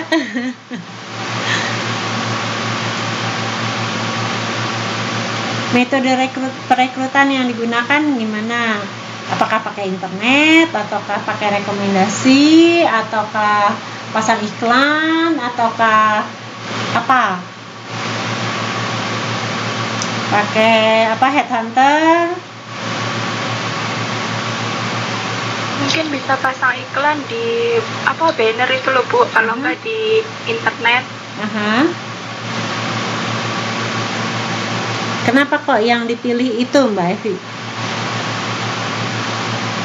Karena kalau di internet itu kan kita sekalian promosi masakan, terus sekalian promosi lamaran kerja. Terus bisa menghemat biaya Bu. Oh oke. Nah kalau misalnya di internet itu mau pasang di tempat bursa pencari kerja atau buat itu sendiri, buat apa namanya, buat website sendiri atau gimana Mbak Evi? Kan tadi udah ada website grup tuh Bu, kayak fanpage di Facebook atau di Instagram. Bisa di situ Bu. Oke, jadi dari situ kemudian dicari karyawan gitu ya? Iya. Oke, nah kira-kira nih kalau misalnya kriterianya yang mau dipakai ini kan punya pengalaman bidang kuliner, terus terampil pintar masak, sanggup mengirim pesanan. Ini kira-kira akan mudah atau sulit untuk bisa mendapatkan karyawannya nih Mbak Evi? Kalau yang berpengalaman di bidang kuliner itu mungkin agak gampang Bu, soalnya kan banyak kan ibu-ibu perumahan itu kan udah pada pintar masak. Terus kalau yang mengirim pesanan itu mungkin bisa anak muda. Oh ini berarti yang dibutuhkan karyawannya apa aja nih Mbak Evi? Karena ini kan kalau misalnya dilihat nih kriterianya beda-beda gitu ya. Kayak punya pengalaman di bidang kuliner sama terampil dan pintar memasak mungkin bisa apa namanya, bisa 1 orang gitu ya. Tapi kan kalau orang yang udah pintar masak tapi juga sanggup mengirim pesanan belum tentu dong. Kan kalau yang urusan memasak itu pasti seharian atau apa tuh kerjanya di dapur aja Bu. Nah berarti mungkin karyawan yang diharapkan itu apa namanya, pertama yang harus dibuat adalah jabatannya apa Mbak? Yang dicari. Berarti kan ini ada koki, kemudian sama orang yang delivery, kemudian sama bagian keuangan, sama bagian pemasaran gitu kan. Berarti yang dicari sebenarnya 1 orang atau 4 orang nih, atau bahkan lebih dari 1 loh Bu. Ya pasti lebih dari 1, cuman berapa orang? Mungkin 3 orang cukup Bu. Nah berarti kalau misalnya 3 orang, posisi jabatan yang dicari apa nih Mbak Evi? Yang dicari koki 1 Bu. Mungkin Mbak Waidah mau pesanan sama buat karyawannya yang tetap untuk melayani gitu Bu. 1. Terus? 1 kan koki. Yang kedua kan untuk yang mengirim pesanan karena tidak yang kerjanya di luar gitu kan, karena ngirim-ngirim. Yang ketiga itu kan untuk karyawan yang melayani biasanya gitu Bu. Melayani di mana nih? Bantu-bantu di dalam gitu, maksudnya bantu-bantu nyiapin kayak gitu Bu. Di dapur? Iya. Tapi bukan kokinya Bu, kokinya sendiri khusus masak. Oh ini helper ya? Istilahnya. Yang melayani pemesanan kayak seperti misalkan ada klien yang mau pesen catering lah, yang menerima itu untuk apa sih? Bagian administrasi. Dalam juru bicara. Iya. Berarti kalau begitu berarti karyawan yang dicari gitu ya. Jadi harus 3. Yang pertama koki, yang kedua apa namanya, bagian penghubung antara supplier dengan perusahaan dan mampu untuk mengirim pesanan. Kemudian yang ketiga bagian administrasi yang akan mengelola keuangan serta untuk menerima pesanan. serta membantu untuk mempromosikan makanan.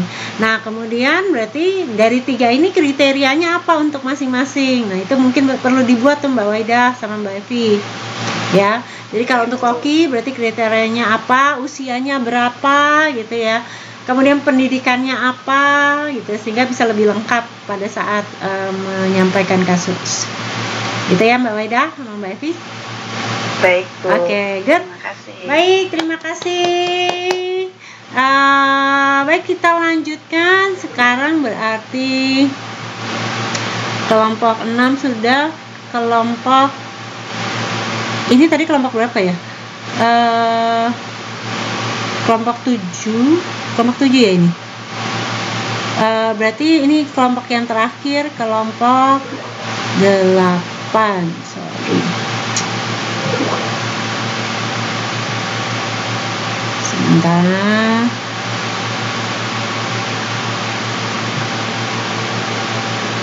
Oke. Ini kelompok 8 untuk Mbak Puspita dengan Mbak Nini. Baik, silakan. Untuk kelompok yang terakhir. Baik, selamat malam Bu Devi. Selamat malam Mbak Puspita. Suaranya jelas kan Bu? Jelas. Baik, kami dari kelompok 8. Pada malam kesempatan ini kami akan mempresentasikan tugas 3 analisis kasus bisnis dengan topik sumber daya manusia dan pemasaran. PT Duta Elok Persada merupakan perusahaan yang bergerak di bidang kesehatan. Namun karena perusahaan ini memperkerjakan karyawan yang memiliki keahlian dan pengalaman di bidangnya masing-masing, khususnya dalam hal pemasaran produknya, perusahaan ini memasarkan produknya dengan bagus. Selain itu, produk yang dipasarkan mampu menduduki tempat yang sama dengan pesaing lamanya.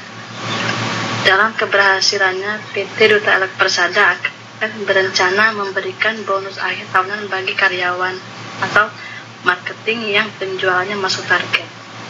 Tidak tanggung-tanggung, bonus yang diberikan berupa liburan ke luar negeri selama 2 minggu, include semua fasilitas perusahaan.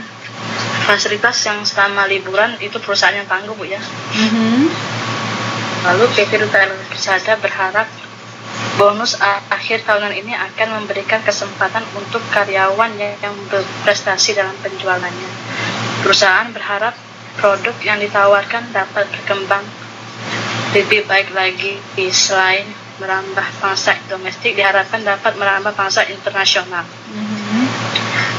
Baik, untuk sesi pertanyaan dan jawaban akan dilanjutkan oleh Saudari Puri. Untuk Saudari Puri silakan.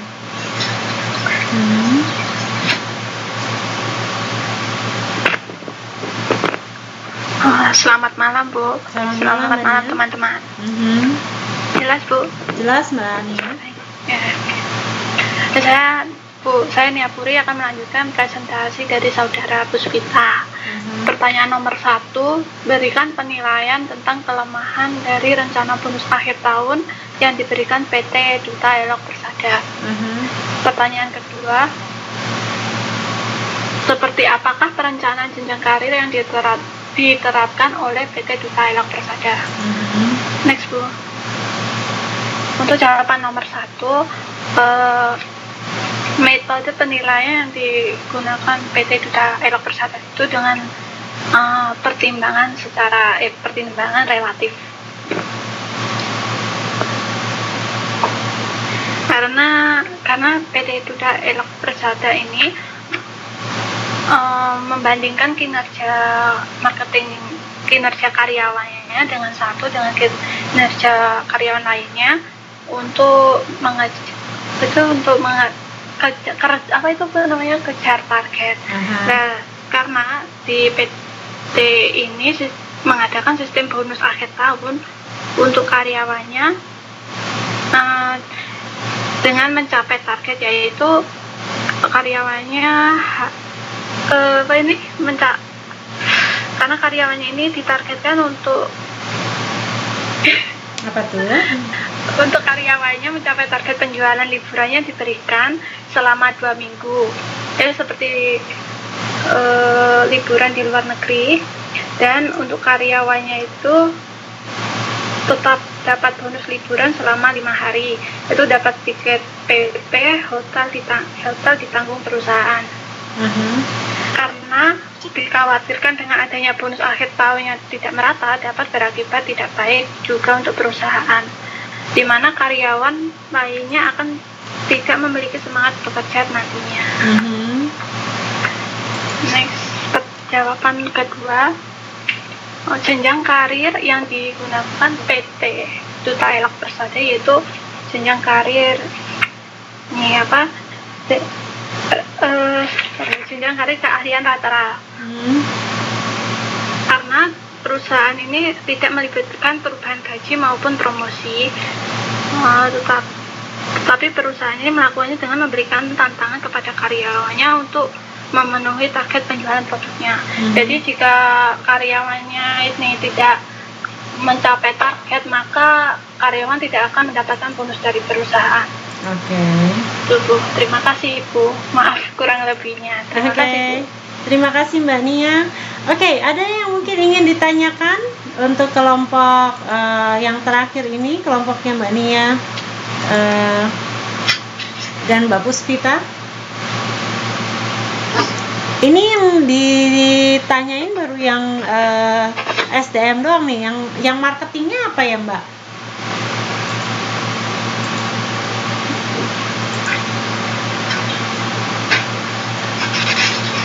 Pemasarannya cuman karyawan yang memasarkan doang.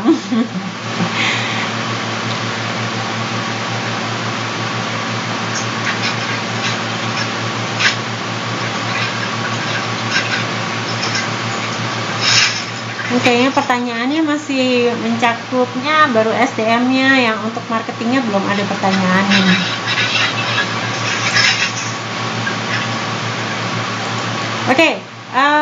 Ada mungkin yang ingin bertanya teman-teman yang lain untuk kelompoknya Mbak Puspita dan Mbak Nia?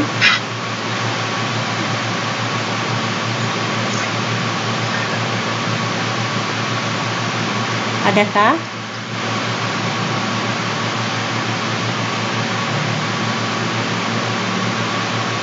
Atau mungkin ada yang tidak setuju dengan jawaban dari kelompok ini?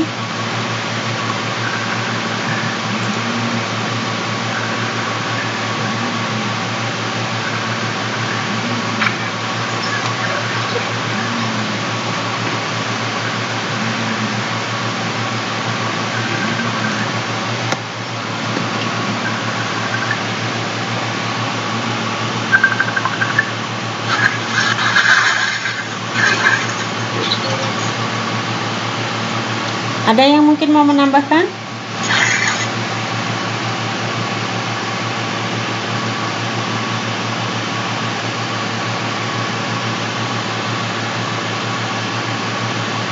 Halo? Ada?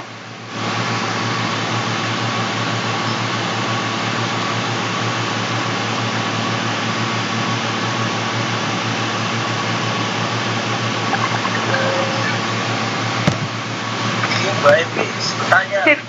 Ya, silakan Mas Rofi. Itu menjawab pertanyaan dari Mbak Evi. Tantangan yang diberikan perusahaan itu tantangan dalam memasarkan produknya itu Bu. Jadi setiap karyawan itu ditargetkan, umpamanya satu bulan itu harus bisa, kan di sini dalam produk kesehatan sabun itu ya Bu.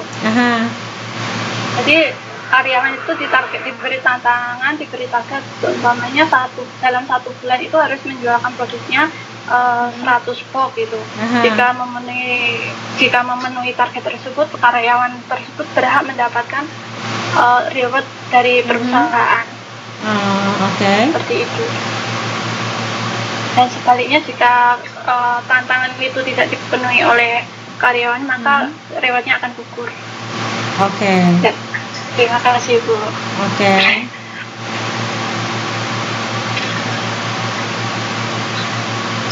Jika memenuhi target dapat bonus. Nah ini nih jawaban yang menarik nih. Walaupun nggak memenuhi target tapi tetap dikasih bonus.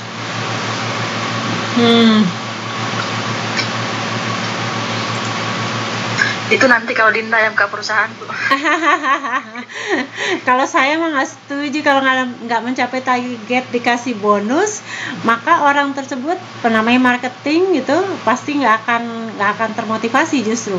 Jadi nggak apa-apa lah, yang masih tetap malah justru jadi malas-malesan. Ini akhirnya menjadi backfire sendiri buat perusahaan, ya. Jadi kayaknya kalau kelemahan dari sistem bonus ini mungkin bukan ini, ya mungkin ada yang lain. Apa tuh kira-kira?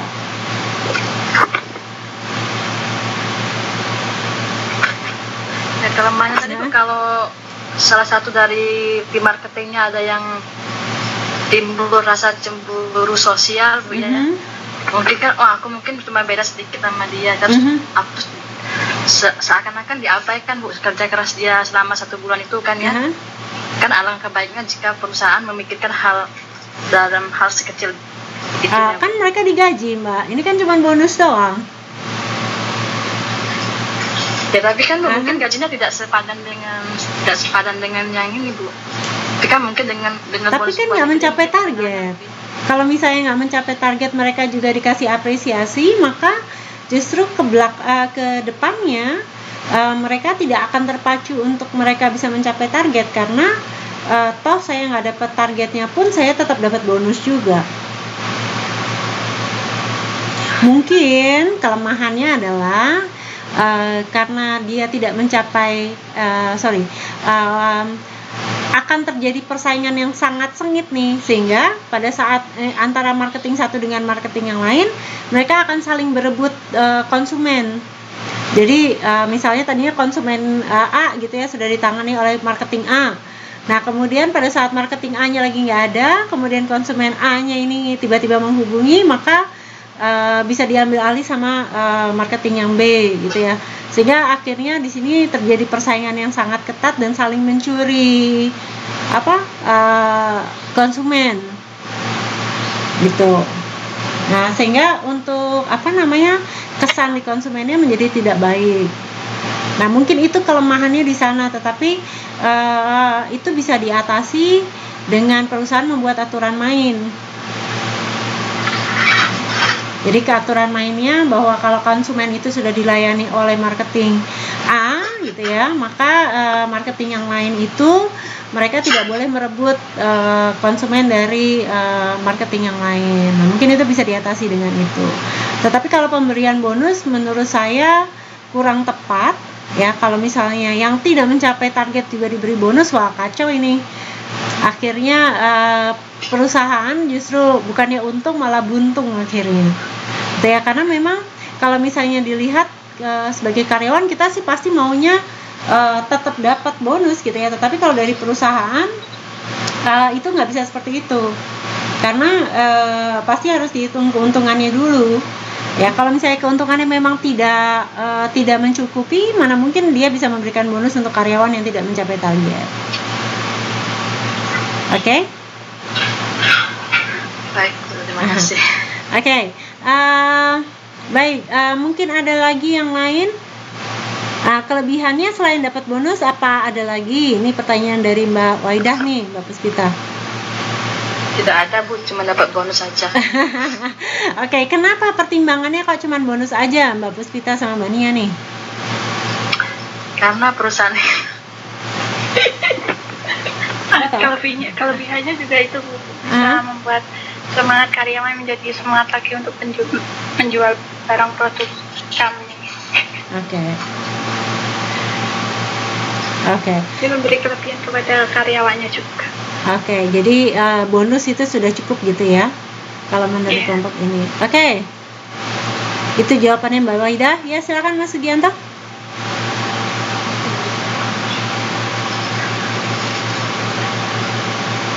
Mas Sugi, apakah termasuk jenis MLM? Ini termasuk jenis MLM bukan nih perusahaan ini? Betul, kalau banyak-banyak bangkrut kasih bonusnya.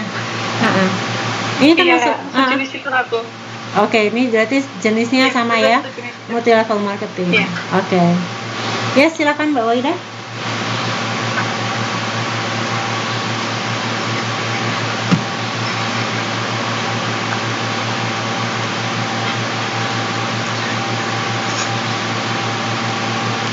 Mbak Waida. Mungkin open mic aja Mbak Ida, biar mempersingkat waktu. Ini udah lewat dari jam 11 nih Mbak Waida. Kalau yang dapat bonus tambah semangat, yang tidak dapat bonus gimana? Oke. Kalau yang dapat bonus tambah semangat, yang nggak dapat bonus gimana? Ya, yang tidak dapat bonus lebih giat lagi. Oke, good. Jadi bonus itu memang tujuannya untuk memberikan semangat supaya mereka mau mencapai target. Ya benar, bagus logo ya, iya. Memang itu kalau marketing itu salah satu cara untuk bisa meningkatkan penjualan adalah dengan memberikan bonus yang tinggi. Jadi kalau misalnya nggak mencapai bonus, ya mereka sudah tahu bahwa kalau nggak mencapai bonus, ya berarti mereka tidak mencapai target, maka mereka tidak akan mendapat bonus, itu pasti, gitu ya. Karena kalau misalnya mereka nggak mencapai target, mereka dapat bonus juga, waduh, perusahaannya ambiar nanti. Oke? Baik. Oke, jangan ikut MLM kalau malesan. Ya betul Mbak Endang. Oke, ada lagi mungkin? Kalau tidak ada, yes Mbak Endang.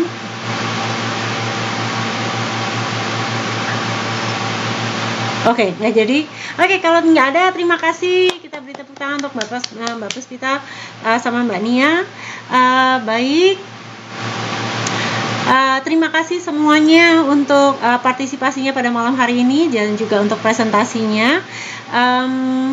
Karena ini adalah pertemuan kita yang terakhir pada malam hari ini. Semoga apa yang sudah kita pelajari selama 11 kali pertemuan sungguh bisa bermanfaat buat kita semua, ya.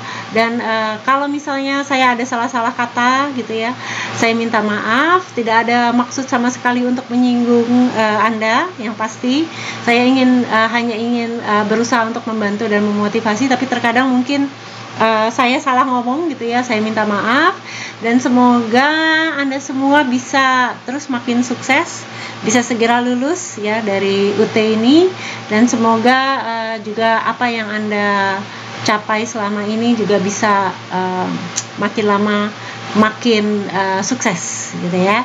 Terima kasih banyak semuanya. Selamat malam, selamat beristirahat, dan semoga salam sukses selalu. Terima kasih Mbak Nia. Oke, selamat malam semuanya, selamat istirahat. Terima kasih.